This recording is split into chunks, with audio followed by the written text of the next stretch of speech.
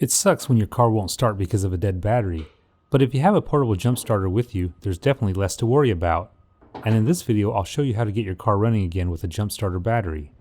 I've got one in all my vehicles, and the one I'm using today is from NPET. Towards the end of the video, I'll tell you more about the NPET, but first, here's how to jump start a vehicle using the portable jump starter. Grab the included battery clamps, which are joined together with a plug. Now find the positive terminal on the car battery, and if you don't know, the positive is always marked in red. Attach the red clamp to the positive post on the car battery.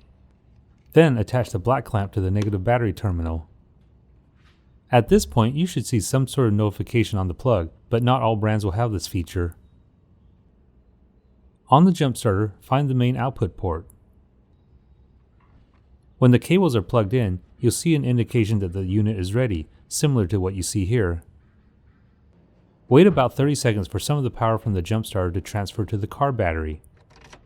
At this point, you should be able to start your car like normal. However, it may take a few cranks before the engine will start, depending on the condition of the battery. After the engine is running, disconnect the battery clamps and you'll be good to go.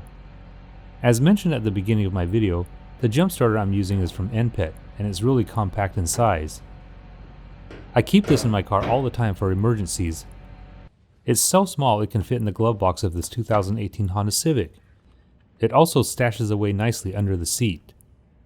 I really like the small size, and the battery pack is about as big as my iPhone XR. The NPET jump starter comes with a hard shell carry case which stores everything needed for emergencies, and that's mainly the battery clamps and the USB-C charging cable. On the end, there are two regular USB ports and one USB-C port for charging devices like a smartphone or other mobile devices. The other port is for the battery clamps. There's also a button on top to activate the built-in flashlight. The flashlight can be set to signal an SOS or continuous flashing. It's really handy if you're stranded out in the dark. With the NPET jump starter, you can get rid of your old jumper cables and not have to worry about finding a stranger to jumpstart your car. I keep this in my trunk so it's always handy, but the jump starter does need to be charged up so it has enough power to start an engine. I recommend charging the battery pack about once a month and then put it back in the car.